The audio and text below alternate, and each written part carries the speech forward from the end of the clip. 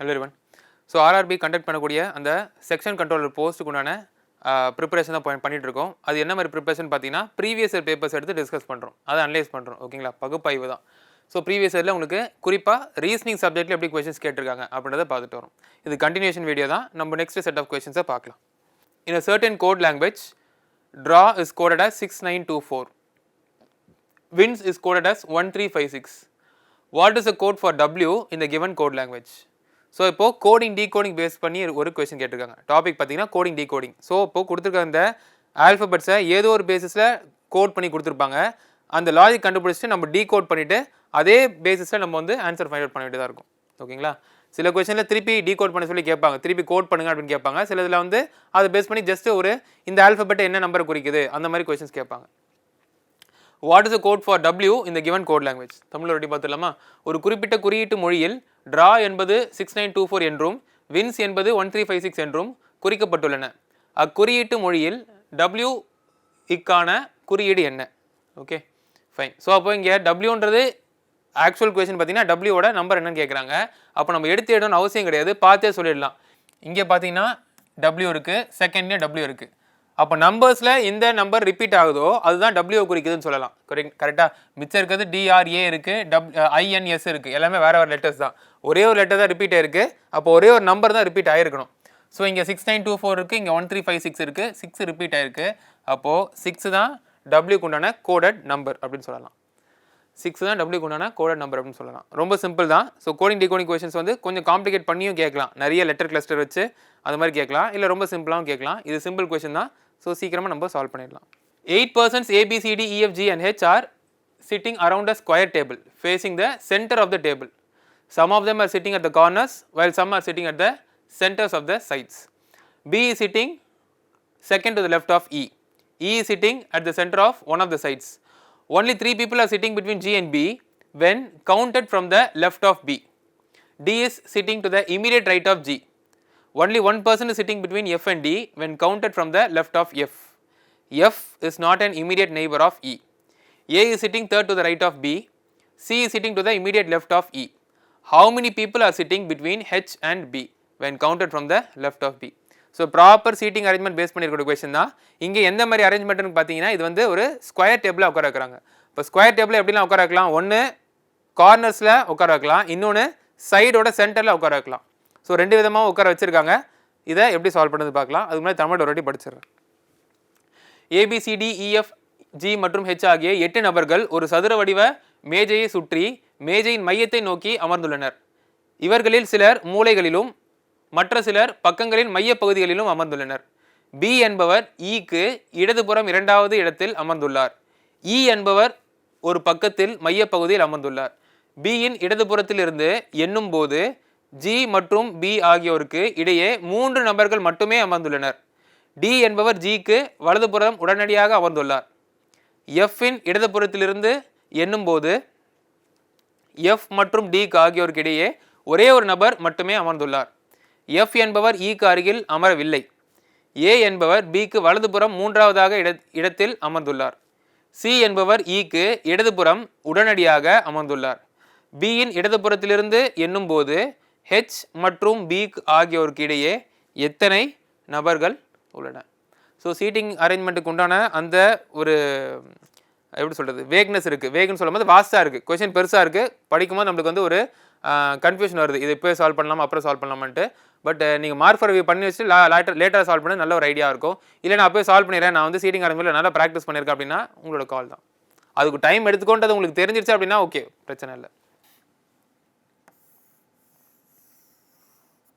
ஓகேங்களா, so around the square table facing the centre, எல்லாமே centre facing சொல்லிட்டாங்க. எல்லாருமே சென்டர் ஃபேஸிங் அப்படின்னு சொல்லிட்டாங்க. 4 பேர் வந்து கார்னரில் உட்காந்துட்டு இருக்காங்க, மிச்சம் 4 பேர் சைடோட சென்டரில் உட்காந்துட்டு இருக்காங்க அப்படின்னு சொல்லிட்டாங்க. சைடோட சென்டரில் உட்காந்துருக்காங்க சொல்லிட்டாங்க. ஓகேங்களா, fine. B is sitting second to the left of E. எல்லாருமே சென்டர் ஃபேஸிங்கிறதுனால நம்ம யார் வேணால் எங்கே வேணால் எடுத்து பொசிஷன் பண்ணிவிட்டு அவங்கள வச்சு மிச்ச பேரை பொசிஷன் பண்ணிக்கலாம். ஓகேங்களா, B is sitting second to the left of E. ஒன்று. ரெண்டாவது E is sitting, ஆனால் இவங்க கார்னரில் உட்காந்துருக்காங்களா இல்லைனா சென்டரில் உட்காந்துட்டு இருக்காங்கன்றது நம்மளுக்கு தெரியணும். ஓகேங்களா, E is sitting at the center of one of the sides. So சைடோட சென்டர் தான் இருக்காங்க. நான் இ இங்கே இருக்காங்கன்னு எடுத்துக்கிறேன். இ வந்து இங்கே இருக்காங்கன்னு எடுத்துக்கிறேன். E is sitting at the centre of one of the sides. So E இங்கே இருக்காங்கன்னு எடுத்துக்கிறேன். நெக்ஸ்ட் இப்போ ப்ரீவியஸ் ஸ்டேட்மெண்ட் போயிடலாம். B is sitting second to the left of E. இயோட ஃபர்ஸ்ட் லெஃப்ட், இயோட செகண்ட் லெஃப்ட், இங்கே தான் பின்றவங்க இருக்காங்க. இயோட செகண்ட் லெஃப்ட்டில் தான் பின்றவங்க இருக்காங்க. இது வரைக்கும் முடிச்சாச்சு. Next only 3 people are sitting between G and B. ஜிக்கும் பிக்கும் இடைப்பட்ட நபர்கள் பார்த்தீங்கன்னா 3 பேர் தான் இருக்கணும்னு சொல்கிறாங்க. ஸோ அது எந்த எண்ட்லேருந்து சொல்கிறாங்க? when counted from the left of B. பியோட லெஃப்ட், ஓகேங்களா? பியோட லெஃப்ட்னு பார்த்தீங்கன்னா first left, second left, third left 3 பேர் தான் இருக்கணும். அப்போ ஜி வந்து இங்கே தான் இருக்கணும், ஓகேங்களா? 3ன்னு பார்க்கும்போது நமக்கு ரைட் எடுத்தாலுமே 3 அங்கே தான் வருவாங்க. பட் ஸ்டில் அவங்க கொடுத்துருக்கபடியே போயிடலாம். Okay, only 3 people are sitting between G and B when counted from the left of B. பியோட லெஃப்ட்டில் 3 பேர் இருக்கணும். அதுக்கப்புறம் ஜின்றவங்க உட்காருவாங்க. Fine. Next D is sitting to the immediate right of G. ஜியோட இமீடியட் ரைட்டில் டின்றவங்க உட்காருவாங்க. ஜியோட இமீடியட் ரைட்டில் டி அப்படின்றவங்க உட்காருவாங்க. Next only 1 person is sitting between F and D when counted from the left of F. ஓகேங்களா? எஃபோட லெஃப்டில் கவுண்ட் பண்ணுறாங்கன்னு சொல்கிறாங்க. Only 1 person is sitting between F and D. So already D இருக்காங்க, ஓகேங்களா? எஃப் இங்கே இருக்கலாம், இல்லை எஃப் இங்கே இருக்கலாம், ஓகேங்களா? எஃப் இங்கே இருக்கலாம், இல்லை எஃப் இங்கே இருக்கலாம். நெக்ஸ்ட் என்ன சொல்கிறாங்க? when counted from the left of F. So left of F அப்படின்னு பார்த்தீங்கன்னா இங்கே ஒரு பர்சன் இருக்காங்க. ஆனால் இங்கே லெஃப்ட் ஆஃப் எஃப்னு எடுத்துக்கிட்டிங்கன்னா நிறைய பர்சன் இருக்காங்க. ஸோ எஃப் இங்கே வர மாட்டாங்க, எஃப் இங்கே தான் வருவாங்க, ஓகேங்களா? எஃப்க்கும் இடையில இன்பிட்வீனில் ஒரு பர்சன் இருக்கணும். இது எப்போ அமையும்னு பார்த்தீங்கன்னா எஃபோட லெஃப்ட்லேருந்து கவுண்ட் பண்ணால் தான் ஒரு பர்சன் அமையும். ஸோ எஃபோட லெஃப்ட் அப்படின்னா இப்போ இந்த பொசிஷனில் தான் அவங்க இருந்தாகணும், இந்த கார்னரில் தான் அவங்க இருந்தாகணும். Next F is not an immediate neighbour of E. F is not an immediate neighbour of இ.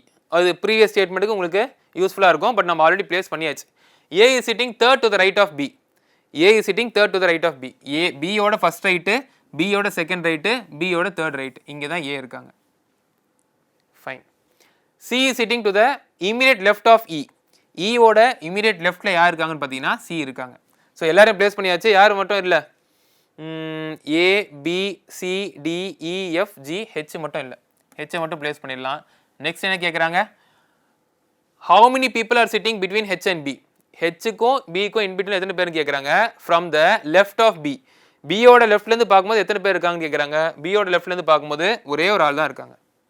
ஹெச்சுக்கும் பிக்கும் இன்பிட்வீன் எத்தனை பேர் இருக்காங்கன்றது ரைட்லேருந்து எண்ணும் அப்படின்னா கவுண்ட் பண்ணோம் அப்படின்னா நிறைய பேர் இருப்பாங்க. லெஃப்ட்லேருந்து கவுண்ட் பண்ணோம் அப்படின்னா வேற ஒரு கவுண்ட் கிடைக்கும். அவங்க கேட்குறது பியோட லெஃப்ட்லேருந்து கவுண்ட் பண்ணி சொல்லுங்க அப்படின்றாங்க. பியோட லெஃப்ட்லேருந்து கவுண்ட் பண்ணால் ஒரே ஒருத்தவங்க தான் இருப்பாங்க. பியோட லெஃப்ட்லேருந்து கவுண்ட் பண்ணால் ஒரே ஒருத்தவங்க தான் இருப்பாங்க. ஓகேவா? ஸோ சீட்டிங் அரேஞ்ச்மெண்ட் தான், அதுக்கு உண்டான டைம் நம்ம ஒதுக்கி தான் ஆகணும். ஆனால் கொஸ்டினை சால்வ் பண்ணும்போது பார்க்கும்போது பெரிய காம்ப்ளிகேஷன்ஸ் இல்லை, ரொம்ப கிளியராக ஸ்டேட் பண்ணியிருக்காங்க. கார்னரில் சில பேர் உட்காந்துட்டு இருக்காங்க, மிடில் சில பேர் உட்காந்துட்டு இருக்காங்க, அதாவது சென்டரில், சைட்ஸோட சென்டரில். அதுக்கப்புறம் எல்லாருமே சேம் ஃபேஸிங் சொல்லிட்டாங்க. ஸோ நம்மளுக்கு பெரிய காம்ப்ளிகேஷன்ஸ் இல்லை சால்வ் பண்ணும்போது, ஓகேங்களா? ஸோ இன்னும் நல்லா ப்ராக்டிஸ் பண்ணிங்கன்னா இன்னும் கொஞ்சம் குயிக்காக கூட நீங்கள் சால்வ் பண்ணலாம். அதை அப்படியே இம்ப்ரூவ் பண்ணிட்டே வரலாம் உங்களோட சால்விங் டைமை. ஃபைன். ஸோ நெக்ஸ்ட்டு காம்ப்ரிஹென்ஷனு, ஓகேங்களா? இது வந்து உங்களுக்கு இதுவுமே செக்ஷன் கண்ட்ரோலரில் ப்ரீவியஸ் பேப்பர்ஸில் உங்களால் பார்க்க முடியும். இது உங்களுக்கு வந்து லாஜிக்கல் எபிலிட்டிக்குள்ளே தான் வரும், ஓகேங்களா? ரீசனிங்குள்ளே எக்ஸாக்டாக வருமா அப்படின்னா அது கொஸ்டின் தான். பட் லாஜிக்கல் எபிலிட்டிக்குள்ளே வரும். ஒரு பேராகிராஃபை படிச்சுட்டு, ஒரு பேசேஜை படிச்சுட்டு அதுலேருந்து கேட்க போகிற கொஸ்டின்ஸை நீங்கள் எப்படி சால்வ் பண்ணுறீங்க அப்படின்னு பார்க்கறதுக்கு உங்களுக்கு கண்டிப்பாக அது யூஸ்ஃபுல்லாக இருக்கும். Read the passage and answer the questions that follow, ஓகேங்களா? ஃபைன். ஃபஸ்ட்டு இங்கிலீஷில் படிச்சிடுறேன், அதுக்கப்புறம் தமிழில் படிச்சிடறேன், அதுக்கப்புறம் கொஸ்டின்ஸ் பார்த்துட்டு வரலாம். இதில் வந்து நீங்கள் ஃபுல்லாக படிச்சே ஆகணுமா? நீங்கள் சால்வ் பண்ணும்போது எக்ஸாம் பாயிண்ட் ஆஃப் வியூ வரும்போது நீங்கள் இந்த காம்ப்ரிஹென்ஷனில் கொடுக்குற அந்த பேசேஜ் ஃபுல்லாக படிச்சு ஆகணும் அப்படின்னா அது உங்களோட கால் தான், ஓகேங்களா? உங்களோட ஸ்ட்ரென்த் வீக்னஸ் என்னன்றது தெரியணும். நான் வந்து என்னால் பேசேஜ் ஒரே வாட்டி படிச்சு ஃபுல்லாக அண்டர்ஸ்டாண்ட் பண்ணிக்க முடியும் அப்படின்னா நீங்கள் ஃபுல்லாக படிக்கலாம். இல்லை நான் கொஸ்டினை படிச்சுட்டு அந்த கொஸ்டினுக்கு தேவைப்படுற டேட்டா மட்டும் நான் சர்ச் பண்ணி பார்த்துக்கிறேன் அப்படின்னா அதுவும் பண்ணலாம், ஓகேங்களா? இது வந்து ஒருத்தரை பொறுத்த வரைக்கும் மாறும், ஓகேங்களா? நான் எதுவும் சொல்ல விரும்பல. நீங்களே நிறைய பேசேஜை படிச்சுட்டு மெத்தட் 1ல் சால்வ் பண்ணி பாருங்கள், மெத்தட் 2ல் சால்வ் பண்ணி பாருங்கள், மிஸ்டேக்ஸ் எங்கே கம்மியாக வருதுன்னு பாருங்கள், டைம் எதுக்கு கம்மியாக எடுத்துக்குதுன்னு பாருங்கள், அதுக்கப்புறம் ஒரு முடிவுக்கு வாங்க. ஓகே, எக்ஸ்பிளேஷன் பர்பஸ்க்காக நான் ஃபுல்லாக படிச்சிடுறேன். To succeed in today's competitive world, businesses must regularly review their methods and look for new ways to improve.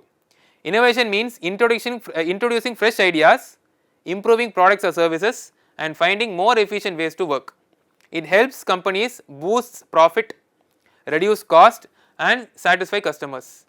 Technology can make products or services better, but it should be used wisely. Businesses must ensure that new tools or systems truly benefit their customers. For example, companies producing cars or appliances often have research teams to improve quality and performance. Listening to customer feedback helps companies understand what people want. When McDonald's noticed that customers wanted healthier meals, it added salads and fruits to the menu and removed the super size option. Sometimes innovation means creating new products for new markets. For instance, Nintendo expanded its audience in 2006 by launching the Wii, which appealed not only to boys but also to the girls and older adults through games like Cooking Mama and Brain Training. Modern lifestyles demand convenience. Many people now prefer online banking, home deliveries, or mobile services instead of visiting stores or offices. Although not every innovation succeeds, trying new ideas allows businesses to grow, adapt, and better understand their customers.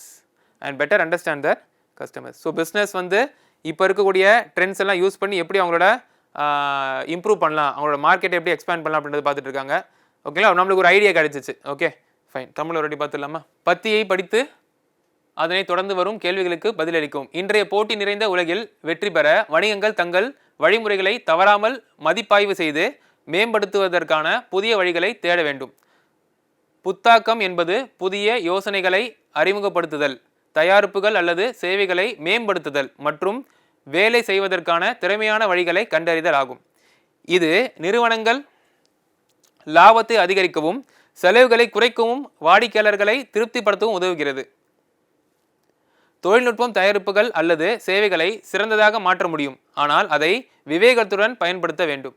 புதிய கருவிகள் அல்லது அமைப்புகள் தங்கள் வாடிக்கையாளர்களுக்கு உண்மையாகவே பயனளிப்பதை வணிகங்கள் உறுதி செய்ய வேண்டும்.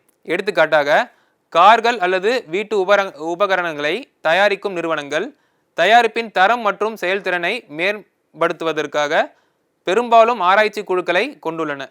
வாடிக்கையாளர் கருத்துக்களை கேட்பது மக்கள் என்ன விரும்புகிறார்கள் என்பதை நிறுவனங்கள் புரிந்து கொள்ள உதவுகிறது. வாடிக்கையாளர்கள் ஆரோக்கியமான உணவை விரும்புவதை மெக்டொனால்ட்ஸ் கவனித்த போது அது சாலடுகள் மற்றும் பழங்களை மெனுவில் சேர்த்து மற்றும் சூப்பர் சைஸ் விருப்பத்தை நீக்கியது.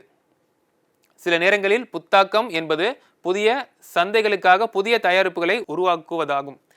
உதாரணமாக, நிண்டெண்டோ 2006இல் வி என்று அறிமுகப்படுத்தியதன் மூலம் தனது பார்வையாளர்களை விரிவுபடுத்தியது. இது குக்கிங் மாமா மற்றும் பிரெயின் ட்ரெய்னிங் போன்ற விளையாட்டுகள் மூலம் சிறுவர்களை மட்டுமல்லாமல் சிறுமிகளையும் வயதானவர்களையும் கவர்ந்தது. நவீன வாழ்க்கை முறைகள் வசதியை கோருகின்றன. பலர் இப்போது கடைகள் அல்லது அலுவலகங்களுக்கு செல்வதற்கு பதிலாக ஆன்லைன் வங்கி சேவைகள், வீட்டு விநியோகங்கள் அல்லது மொபைல் சேவைகளை விரும்புகிறார்கள். எல்லா புத்தாக்கங்களும் வெற்றி பெறுவதில்லை என்றாலும் புதிய யோசனைகளை முயற்சிப்பது வணிகங்கள் வளரவும் தங்களை மாற்றியமைத்து கொள்ளவும் தங்கள் வாடிக்கையாளர்களை நன்கு புரிந்து கொள்ளவும் உதவுகிறது. ஓகே, ஸோ பேராகிராஃப் படித்தாச்சு, நம்மளுக்கு ஒரு பேசிக் ஐடியா இருக்குது. இந்த ஐடியா வச்சு சால்வ் பண்ண முடிஞ்சால் அந்த கொஸ்டின் அப்போவே சால்வ் பண்ணிடலாம். இல்லை நம்மளுக்கு ரெஃபரன்ஸ் தேவைப்படுதுன்னா போய் திருப்பி எந்த லைனில் அது தேவைப்படுதோ ஒரு கிளான்ஸ் பார்த்துட்டு அது மட்டும் எடுத்து சால்வ் பண்ணிக்கலாம். First question, identify the central theme of the passage. So இது எதை பற்றி பேசுது, இந்த பேராகிராஃப் இந்த பேசேஜ் வந்து எதை பற்றி பேசுன்னு கேட்குறாங்க. நம்மளா எதுவும் யோசிக்க வேண்டாம், இருக்கிற 4 ஆப்ஷனில் எது க்ளோஸராக இருக்குது அப்படின்றத பார்க்கலாம். The decline of traditional business models in digital era. Traditional business பற்றி பேசலை. ட்ரெடிஷ்னல் பிஸ்னஸ் எப்படி இருந்துச்சு, அது வந்து இப்போ டிக்ளைனாக இருக்கா, இப்போ அது வந்து இன் ப்ராக்டிஸ் இருக்கா, அது லாபகரமாக இருக்கா இல்லைன்ற மாதிரிலாம் எதுவுமே பேசலை. மாடர்ன் டெக்னாலஜி பற்றி தான் பேசுகிறாங்க. எதெல்லாம் அடாப்ட் பண்ணிக்கணும், எதை எப்படிலாம் நம்ம வந்து அடாப்ட் ஆகிக்கணுன்ற பற்றி தான் பேசுகிறாங்க. ஸோ ஆப்ஷனே கிடையாது. Next, the growing disconnection between companies and consumers.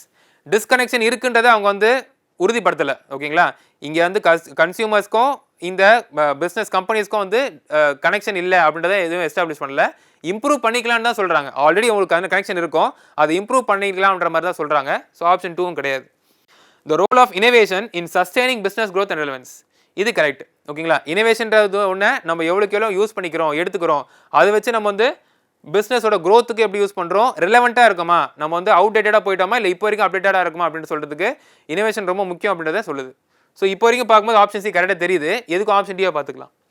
The dangers of relying excessively on technology. இதில் வந்து எங்கேயுமே நெகட்டிவ் ஆஸ்பெக்ட்ஸை பற்றி பேசலை. டெக்னாலஜியோ இல்லை மாடர்ன் டெக்னாலஜிஸ் யூஸ் பண்ணுறதுலையோ என்ன மாதிரி டேஞ்சர்ஸ் இருக்குன்றதை பற்றி உங்களுக்கு விரிவாக சொல்லலை. மாடர்ன் டெக்னாலஜிஸை யூஸ் பண்ணுறதை எப்படிலாம் நம்ம என்ன மாதிரி அட்வான்டேஜஸ் நம்மளுக்கு கொடுக்கன்றதை பற்றி தான் சொல்லியிருந்தாங்க. ஸோ ஆப்ஷன் டியும் கிடையாது. ஸோ இருக்கிறத படித்து பார்க்கும்போது ஆப்ஷன் சி தான் கரெக்டாக இருக்குது. இருக்கிறதுல ஒரு ஆப்ஷன் தானே கரெக்டாக இருக்கும். ஸோ பார்க்கும்போது நம்மளோட பேசேஜ் படிச்சு நம்மளுக்கு ஒரு ஐடியா கிடைக்குது. அந்த ஐடியாவுக்கு க்ளோஸராக ரிலேட் ஆகிற ஆப்ஷன் பார்க்கும்போது option C. the role of innovation in sustaining business growth and relevance. growth இருக்கிற மாதிரியே வந்து உங்களுக்கு இருக்கணும். ஒன்று ரெண்டாவது ரிலவெண்ட்டாகவும் இருக்கணும். ஃபீல்டில் 10ல் ரிலவெண்ட்டாகவும் இருக்கணும். அதுக்கு வந்து உங்களுக்கு என்னென்னலாம் தேவைப்படுன்றதை அந்த பேசேஜ் வந்து எக்ஸ்பிளைன் பண்ணுது.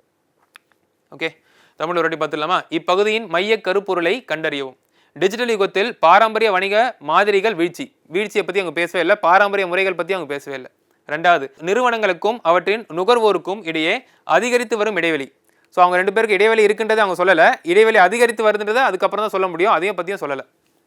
நெக்ஸ்ட், வணிக வளர்ச்சி மற்றும் முக்கியத்துவத்தை தக்க வைப்பதில் புதுமையின் பங்கு. இதுதான் கரெக்டாக இருக்குது. ஓகேங்களா? வணிகம் பிஸ்னஸோட க்ரோத்துக்கு வந்து டெக்னாலஜி கூட அடாப்ட் ஆகிக்கணும். மாடர்னாக வந்து டெக்னாலஜி கூட அடாப்ட் ஆகிக்கணும்னு சொல்கிறது கரெக்ட். நெக்ஸ்ட், தொழில்நுட்பத்தை அளவுக்கு அதிகமாக சார்ந்திருப்பதின் ஆபத்துகள். எந்த ஆபத்தை பற்றி இங்கே பேசவே இல்லை. எந்த ஸ்டேட்மெண்ட்லையும் எந்த ஆபத்தையும் பேசவே இல்லை. இந்த பர்டிகுலர் கம்பெனி வந்து அடாப்ட் ஆனதுக்கப்புறம், மாடர்ன் டெக்னாலஜிக்கு அடாப்ட் ஆனதுக்கப்புறம் இந்த மாதிரி டிக்ளைனை ஃபேஸ் பண்ணுறாங்க மாதிரி எந்த ஒரு எக்ஸாம்பிளும் உங்களுக்கு கொடுக்கல. ஸோ இது கிடையாது. ஸோ இருக்கிற ஆப்ஷன்ஸை பார்க்கும்போது ஆப்ஷன் சி தான் கரெக்டான ஆன்சராக இருக்குது. ஸோ இந்த பேசேஜ் நீங்கள் ஒரு வாட்டி படிச்சிட்டிங்க அப்படின்னா இதை தொடர்ந்து உங்களுக்கு 4 கொஸ்டின் 3 கொஸ்டின் 5 கொஸ்டின் மாதிரி வரும். ஸோ ஒரு வாட்டி படித்தாலே வந்து நம்ம என்ன பண்ணிடலாம், ஆன்சர் பண்ணிடலாம். இல்லை ஒரு வாட்டியும் போய் நம்ம ரெஃபர் பண்ண வேண்டியதாக இருக்கும். எப்படி நீங்கள் அட்டம் பண்ண போறீங்க, எப்படி அப்ரோச் பண்ண போறீங்கிறது உங்களோட கால் தான். பட் ஸ்டில் சொல்கிறேன், ப்ரோஸ் அண்ட் கான்ஸ் என்னன்றது சொல்லிடுறேன். Next question, which of the following facts is explicitly stated in the message? எக்ஸாக்டாக என்ன சொல்லியிருக்காங்க, இந்த பர்டிகுலர் ஸ்டேட்மெண்ட் எக்ஸாக்டாக நம்மளோட பேசேஜ் சொல்லியிருக்காங்க அப்படின்னு சொல்கிறாங்க. இந்த 4 எதுன்றதை பார்த்துடலாம். Businesses must prioritize expansion over customer satisfaction. இது ஒன்று. Companies should abandon technologies. Abandon பண்ணுங்க, டெக்னாலஜி வந்து அபேண்டன் பண்ணுங்கன்னு எங்கேயும் சொல்லலை. அதுக்கு ஆப்போசிட்டாக சொல்கிறாங்க, டெக்னாலஜிக்கு அப்டேட் ஆகுன்னு சொல்கிறாங்களே தவிர ஆப்ஷன் பி வராது. எது வராதுன்றது நம்ம கிளியராக இருக்கலாம். Next, Nintendo. Okay, option C. McDonald's added salads and fruits to meet customer demands for healthier meals. So கஸ்டமரோட டிமாண்ட் என்னன்றது புரிஞ்சுக்கிட்டு என்ன பண்ணுறாங்கன்னா மெக்டானல்ட்ஸ் கம்பெனி என்ன பண்ணுறாங்கன்னு பார்த்தீங்கன்னா ஹெல்த்தியர் சாலட் அவங்க கஸ்டமரோட விருப்பப்படி சாலட்ஸையும் ஃப்ரூட்ஸையும் அதிகமாக ஆட் பண்ணாங்க. இது எக்ஸாக்ட்லி கரெக்ட். எக்ஸ்பிளிசிட்லி ஸ்டேட்னு சொல்கிறாங்க இல்லையா, மறைவாக சொல்லாமல் உங்களுக்கு வந்து நேரடியாக சொல்லியிருக்காங்க. ஓகேங்களா? இதுதான் உங்களுக்கு நேரடியாக சொல்லியிருக்காங்க. இம்ப்ளிசிட் எக்ஸ்பிளிசிட் அப்படின்னு ஒன்று இருக்கும். இம்ப்ளிசிட் அப்படின்றது இன்ஃபர் பண்ணுறது. உடனே நேரடியாக சொல்ல மாட்டேன், மறைமுகமாக நீ அதிலிருந்து புரிஞ்சுக்கோ அப்படின்னு சொல்கிறது. எக்ஸ்பிளிசிட்ன்றது அப்படியே நேரடியாக சொல்கிறது தான். ஸோ எக்ஸ்பிளிசிட்டாக என்ன இங்கே மென்ஷன் பண்ணியிருக்காங்கன்னு பார்த்தீங்கன்னா மெக்டானல்ட்ஸ் வந்து என்ன பண்ணாங்க, அவங்களோட கஸ்டமரோட நீட்ஸை ஐடென்டிஃபை பண்ணி சாட்டிஸ்ஃபை பண்ணுறதுக்கு அப்படின்றதுல. ஸோ ஆப்ஷன் சி தான் கரெக்டாக இருக்கும். Next, Nintendo fail to reach new audience through Wii console மூலிமா அவங்க வந்து அவங்களோட பிஸ்னஸை பெருக்கி தான் செஞ்சுருக்காங்களே தவிர ஃபெயில்லாம் ஆகலை. So option C is our answer. Tamil ரொட்டி பார்த்துடலாம். பின்வரும் உண்மைகளில் எது பத்தியில் வெளிப்படையாக, பார்த்தீங்களா, எக்ஸ்பிளிசிட்னா வெளிப்படையாக கூறப்பட்டுள்ளது. வணிகங்கள் வாடிக்கையாளர்கள் திருப்தியை விட விரிவாக்கத்திற்கு முன்னுரிமை அளிக்க வேண்டும் அப்படின்னு எதுவும் சொல்லலை. வாடிக்கையாளர்கள் திருப்தின்றது செகண்டரி, விரிவுபடுத்துறது எக்ஸ்பான்ஷன் வந்து ப்ரையாரிட்டி கொடுக்கணும், அந்த மாதிரி எதுவும் மென்ஷன் பண்ணல. நெக்ஸ்ட், நம்பகத்தன்மையை நிலைநிறுத்த நிறுவனங்கள் தொழில்நுட்பத்தை கைவிட வேண்டும். தொழில்நுட்பத்தை கையில் எடுக்கணும்னா சொல்லியிருக்காங்களே தவிர அதுக்கு ஆப்போசிட்டாக சொல்லலை. நெக்ஸ்ட், ஆரோக்கியமான உணவுகளுக்கான நுகர்வோர் தேவையை பூர்த்தி செய்ய மெக்டானல்ட்ஸ் சாலடுகளையும் பழங்களையும் சேர்த்தது. இதுதான் கரெக்ட். சாலடுகளையும் பழங்களையும் சேர்த்தது தான் கரெக்ட். நிண்டெண்டோ அதன் வி கன்சோல் மூலம் புதிய பார்வையாளர்களை சென்றடைவதில் தோல்வி அடைந்தது. ஆக்சுவலாக அவங்க வந்து விக்டோரியஸாக தான் இருந்தாங்க, அவங்க சக்ஸஸ்ஃபுல்லாக தான் இருந்தாங்க அந்த அட்டம்ப்டில். ஸோ தோல்வி அடையலை. ஸோ இது தப்பு. Which of the following best reflects the connection to real life business situations? businesses that anticipate and respond to social trends maintain long term success. இது வந்து டேரக்டாக உங்களுக்கு கொடுத்துருக்க மாட்டாங்க, நீங்கள் அதுலேருந்து இன்ஃபர் பண்ணிக்கலாம். ஸோ இது மூலியமாக நம்ம என்ன சொல்ல வராங்க, என்ன நம்ம புரிஞ்சிக்கலான்றது கேட்குறாங்க. ஸோ இதில் ஃபர்ஸ்ட் ஒன் கரெக்ட் மாதிரி தெரியுது. இருந்தாலும் மிச்சம் இருக்க ஆப்ஷன்ஸை நம்ம படிச்சுட்டு வரலாம். Technological innovation alone guarantees profitability கிடையாது. டெக்னாலஜி இனோவேஷன் மட்டும் வச்சுக்கிட்டா நம்ம வந்து ப்ராஃபிட் ஆகிடலான்னு கிடையாது. ரிலவன்ஸ்னு ஒன்று இருக்குது, கஸ்டமர் சாட்டிஸ்ஃபேக்ஷன் ஒன்று இருக்குது, கஸ்டமரோட நீட்ஸ் என்னன்றது புரிஞ்சிக்கணும். இந்த மாதிரி நிறைய வேரியஸ் ஃபேக்டர்ஸ் இருக்குது to be successful in business venture. ஓகேங்களா? ஸோ இது மட்டுமே போதும்னு சொல்கிறாங்க, அலோன் கேரண்டி பண்ணாது. Next, rigid adherence to traditional practices ensure stability. அதாவது ட்ரெடிஷனல் அப்படின்னு சொல்லிட்டு ஓல்டு ப்ராக்டிஸ், டெக்னாலஜி யூஸ் பண்ணாமல் ஓல்டு ப்ராக்டிஸில் பண்ணிங்க அப்படின்னா ஸ்டெபிலிட்டி கிடைக்கும்னு சொல்கிறாங்க. இது நேர்மாறாக இருக்குது. ஸோ ஆப்ஷன் சி கிடையாது. D, ignoring customer preferences strengthens brand loyalty. Ignoring customer preference, கஸ்டமரோட ப்ரிஃபரன்ஸ் இக்னோர் பண்ண உங்களுக்கு என்ன ஆகுதுன்னு பார்த்தீங்கன்னா பிராண்டோட லாயல்ட்டின்னு வந்து கூடுதுன்னு சொல்கிறாங்க. அந்த மாதிரி எதுவும் கிடையாது. ஸோ இருக்கிற ஆப்ஷன்ஸை பார்க்கும்போது ஆப்ஷன் தான் கரெக்டாக. ஆப்ஷனே படிக்கும் போதே இது கரெக்ட்னு தெரிஞ்சிருச்சு. இருந்தாலும் வந்து மிச்சம் இருக்கிற ஆப்ஷன்ஸ் வந்து எவ்வளோ தள்ளி இருக்குது, எவ்வளோ தப்பாக இருக்குன்னு தெரிஞ்சுக்கிறதுக்காக அந்த மாதிரி நம்ம பண்ணோம். ஒன்று உங்களுக்கு ஆப்ஷனே கரெக்டுன்றது கிளியராக தெரியல அப்படின்னா மிச்சம் இருக்க ஆப்ஷன்ஸ் போயிட்டு வாங்க. இல்லை 100% ஆப்ஷன் ஏன் கரெக்ட்னு தெரிஞ்சிச்சுன்னா இதோட நிப்பாட்டிக்கோங்க. ஓகேவா? மோர் தென் ஒன் ஆப்ஷன் வந்து உங்களுக்கு ஆன்சராக இருக்காது. ஒரே ஒரு ஆப்ஷன் தான் ஆன்சராக இருக்கும். Okay, fine. நெக்ஸ்ட், பின் வருவனவற்றில் எது நிஜ வாழ்க்கை வணிக சூழல்களுடனான தொடர்பை மிக சிறப்பாக பிரதிபலிக்கிறது? சமூக போக்குகளை முன்கூட்டியே கணித்து அதற்கேற்ப செயல்படும் வணிகங்கள் நீண்டகால வெற்றியை தக்க வைத்துக் கொள்கின்றன. இது ஒன்று. நெக்ஸ்ட், தொழில்நுட்ப புத்தாக்கம் மட்டுமே லாபத்திற்கு உத்தரவாதம் அளிக்கிறது, அது மட்டுமே பத்தாது. நெக்ஸ்ட், பாரம்பரிய நடைமுறைகளை விரைப்பாக பின்பற்றுவது நிலைத்தன்மையை உறுதி செய்கிறது. ஓகேங்களா? ஸோ ஸ்டெபிலிட்டின்னு சொல்கிறாங்க, நிலைத்தன்மை. பாரம்பரியம்னு சொல்கிறாங்க. ஸோ மாடர்ன் டெக்னாலஜிக்கு அடாப்ட் ஆகணுன்றது தான் உங்களுக்கு பேசேஜோட கோர் ஐடியாவே. அதோட அட்வான்டேஜஸ், அடாப்ட் ஆக என்ன மாதிரி அட்வான்டேஜஸ் இருக்குன்றதை பற்றி தான் பேசுது அந்த பேசேஜ்.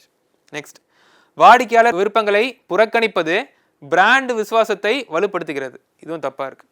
ஸோ இப்போ இருக்கிற ஆப்ஷன்ஸை பார்க்கும்போது option A. Next, identify the tone of the passage. இந்த பேசேஜ் வந்து எப்படி உங்களுக்கு சவுண்ட் ஆகுது, அதோட கோர் ஐடியா எப்படி உங்களுக்கு கன்வே ஆகுது, எப்படி சொல்லப்பட்டிருக்காங்கன்னு பார்க்கணும். சிலது வந்து உங்களுக்கு சட்டேரிக்கலாக சொல்லியிருக்கலாம். ஸோ அது வந்து எப்படி சொல்கிறது, கொஞ்சம் நக்கலாக வந்து பாசிட்டிவாக சொல்கிற மாதிரி இம்ப்ளை பண்ணி நெகட்டிவாக சொல்லியிருப்பாங்க. ஓகேங்களா? ஸோ அது வந்து உங்களுக்கு அது ஒரு டோனாக இருக்கும். இன்னொன்று வந்து ஃபுல்லாக வந்து எப்படி இருக்கும்னு பார்த்தீங்கன்னா உங்களுக்கு கிரிட்டிக்கலாக இருக்கும். இது தப்பு, இது செய்யக்கூடாது, இப்படி பண்ண ஃபெயிலியர் ஆகும்னு சொல்லிட்டு ஃபுல்லாக வந்து கிரிட்டிசைஸ் பண்ணிட்டே இருப்பாங்க, கிரிட்டிக்கலாக இருக்கும். இந்த மாதிரி நிறைய டோன் இருக்குது. இந்த பேசேஜ் எந்த டோனில் கொடுத்துருக்காங்கன்னு கேட்குறாங்க. ஆப்ஷன்ஸ் வச்சு இருக்கிற டோனை நம்ம ஐடென்டிஃபை பண்ணலாம். First, analytical and optimistic. பகுப்பாய்வு செய்கிற மாதிரி தான் இருக்குது. ஏன்னா பிஸ்னஸ் ட்ரெண்ட்ஸ் வந்து இப்போ என்னென்ன மாதிரிலாம் நடந்துட்டு இருக்கு, என்னென்ன மாதிரி ட்ரெண்டை வந்து யார் யார் என்னென்ன கம்பெனி எடுத்துக்கிட்டு அதனால எவ்வளோ அவங்க வந்து ப்ராஃபிட்டபுளாக இருந்திருக்காங்க, மக்களோட நீட்ஸை வந்து யாரெல்லாம் அட்ரஸ் பண்ணுறாங்க, அந்த மாதிரி தான் இருந்திருக்கு.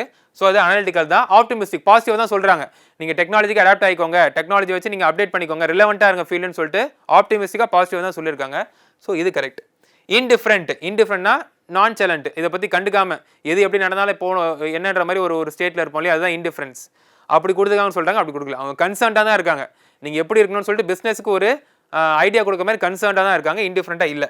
ரெண்டாவது டிட்டாச்ட். அதான் இன்டிஃப்ரெண்ட்னாலும் டிட்டாச்னாலும் ஒன்று தான். எது எப்படி போனாலும் பரவாயில்ல அப்படின்னு சொல்கிறது தான் அந்த ஸ்டேட் ஆஃப் மைண்ட் தான் உங்களுக்கு டிட்டாச்டு. இன்டிஃப்ரெண்ட் அப்படின்னு சொல்லுவோம், அது கிடையாது. நோ. பெசிமிஸ்டிக், நெகட்டிவ் டோனில் சொல்கிறாங்களா, நெகட்டிவ் சொல்லவே இல்லை. ஸோ இதுவும் கிடையாது. காஷனரி, ஒரு மாதிரி உங்களுக்கு வார்னிங்காக சொல்கிறாங்களா, வார்னிங்ன்ற மாதிரி நம்ம அவ்வளோ சீரியஸாக எடுத்துக்க முடியாது, பட் உங்களுக்கு வந்து ஒரு ஐடியா கொடுக்குற மாதிரி சொல்கிறாங்க. சட்டேர்னா கிண்டல் பண்ணுறது, சட்டேரிக்கலாமும் சொல்லலை, மார்க் பண்ணுற மாதிரி. யாரோ ஒருத்தரை வந்து தனிப்பட்ட முறையிலே ஏதோ ஒரு குரூப்பை வந்து அவங்க மார்க்லாம், அதாவது கிண்டல்லாம் பண்ணலை. ஸோ இருக்கிற ஆப்ஷன்ஸை பார்க்கும்போது ஆப்ஷன் ஏ தான் ஆன்சராக இருக்கும். ஓகேங்களா? ஆப்ஷன் ஏ தான் ஆன்சராக இருக்கும். இப்பகுதியின் தொனியை கண்டறியவும். பகுப்பாய்வு மற்றும் நம்பிக்கையான துணி, அந்த துணி தான் இருக்குது. அலட்சியமான மற்றும் பற்றற்ற துணி, அந்த துணி இல்லை. நம்பிக்கையற்ற மற்றும் எச்சரிக்கை உணர்வுள்ள துணி, அந்த துணியும் இல்லை. நையாண்டி மற்றும் கேலித்தனம் கொண்ட துணி. ஸோ அப்படி பார்க்கும்போது உங்களுக்கு பகுப்பாய்வு மற்றும் நம்பிக்கையான துணி தான் இங்கே தென்படுது. ஓகேங்களா? இப்போ புரிஞ்சிச்சு என்ன ஐடியான்னு சொல்லிட்டு. ஸோ லாஜிக்ஸ் யூஸ் பண்ணி தான் சால்வ் பண்ணுறோம். ஃபுல்லாக படிக்கிறீங்க, கோர் ஐடியாவை புரிஞ்சுக்கிறீங்க, அதுக்கப்புறம் ஆப்ஷன்ஸை போய் நீங்கள் சூஸ் பண்ணிட்டு வரீங்க. எது இருக்கும் எது இல்லை, இது ரெண்டுத்துல ஏதாவது ஒன்றுத்துல கிளியராக இருந்தால் போதும். இது வராதுன்னா பாக்கி இருக்க ஆப்ஷன் தான் வரும். இல்லை இது உறுதியாக வரும்னா இதுதான் நம்மளுக்கு ஆன்சராக இருக்கும். ஸோ இந்த ரெண்டுத்தில் ஏதாவது ஒன்று நீங்கள் ஒரு இதுக்கு வந்து வந்துடலாம், ஒரு கன்க்ளூஷன் வந்து வந்துடலாம். Identify the antonym of the word adapt. Antonym அப்படின்னா ஆப்போசிட். ஸோ அடாப்ட் அப்படின்னா மாறக்கூடியது, டக்குன்னு எடுத்து மாற்றிக்கணும். ஸோ அதோட ஆப்போசிட் என்ன இருக்குன்னு பார்த்தீங்கன்னா ரெசிஸ்ட். மாற்றத்துக்கு எதிராக இருக்கிறது தான் ரெசிஸ்ட். எனக்கு இது வேண்டாம் அப்படின்னு சொல்லிட்டு தான் ரெசிஸ்ட். எனக்கு இது வேணும் ஓகேன்னு சொன்னால் அது அக்செப்ட். ஸோ அப்போது அடாப்டுக்கு ஆப்போசிட்டாக இருக்கக்கூடிய வேர்டு ரெசிஸ்டாக இருக்கும். அடாப்ட், பொருந்தி கொள்ளுதல், ஏற்புடையதாக்குதல் என்ற சொல்லின் எதிர்ச்சொல்லை கண்டறியவும். ஸோ எதிர்த்தல். ஓகேங்களா? ஃபைன். ஸோ இப்போ ஒரு ஐடியா இருக்கா, எப்படி காம்ப்ரிஹென்ஷன் கொஸ்டின்ஸை எப்படி அப்ரோச் பண்ண ஒரு ஐடியா இருக்கா? ஃபைன். அடுத்த காம்ப்ரிஹென்ஷனுக்கு கொஞ்சம் அடுத்த செஷன் பார்க்கலாம். இப்போ நம்ம வேறு விதமான கொஸ்டின் சால்வ் பண்ணிட்டு வரலாம். ஒரே விதமான கொஸ்டின் சால்வ் பண்ணால் நம்மளுக்கு வந்து கொஞ்சம் ரொம்ப அது வந்து வேகாக இருக்கிற மாதிரி ஃபீல் ஆகும். நெக்ஸ்ட் செட் ஆஃப் கொஸ்டின்ஸ் போயிடலாம். The positions of how many letters will remain unchanged? The positions of how many letters will remain unchanged if each letter in the word journal is arranged in the English alphabetical order. ஓகேங்களா? So arrangement base பண்ணியிருக்க ஒரு question, ஒரு word கொடுத்துருக்காங்க, இந்த வேர்டை rearrange பண்ணணும். Rearrange பண்ணதுக்கப்புறம் அந்த கொஸ்டினை நம்ம சால்வ் பண்ணிக்கலாம். தமிழ் ஒரு வாட்டி படிச்சுட்டுமா? ஜேர்னல் என்ற சொல்லில் உள்ள ஒவ்வொரு எழுத்தையும் ஆங்கில அகரவரிசைப்படி அமைத்தால் எத்தனை எழுத்துக்களின் இடங்கள் மாறாமல் இருக்கும்? எத்தனை எழுத்துக்களின் இடங்கள் மாறாமல் இருக்கும்? ஸோ கொஸ்டின் புரிஞ்சிச்சா? எடுத்து எழுதிடலாமா? ஜேர்னல்,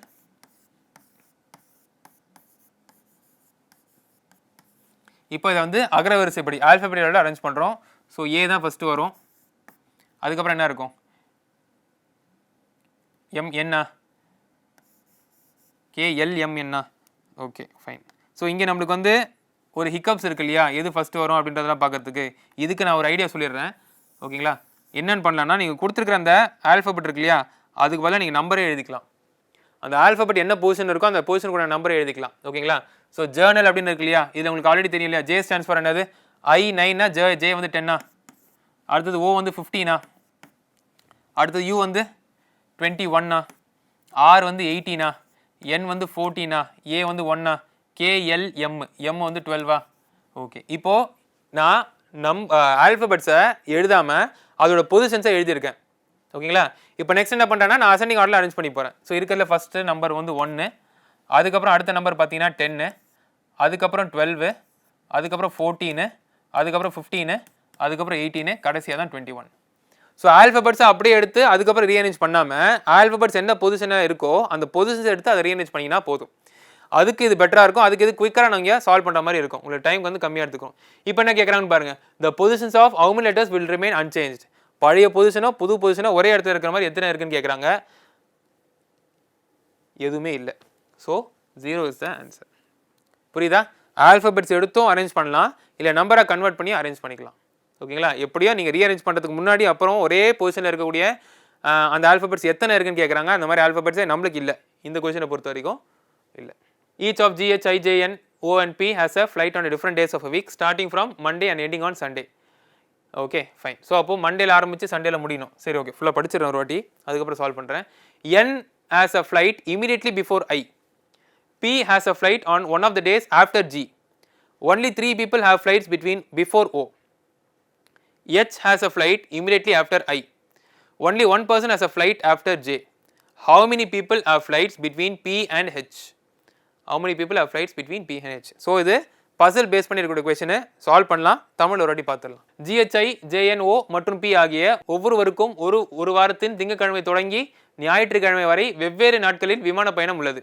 Nக்கு ஐக்கு முந்தைய நாளிலேயே பயணம் உள்ளது. ஜிக்கு பிந்தைய நாட்களில் ஏதேனும் ஒன்றில் Pக்கு பயணம் உள்ளது. ஓக்கு முன்னதாக 3 பேருக்கு மட்டுமே பயணம் உள்ளது. ஐக்கு அடுத்த நாளிலேயே ஹெச்சுக்கு பயணம் உள்ளது.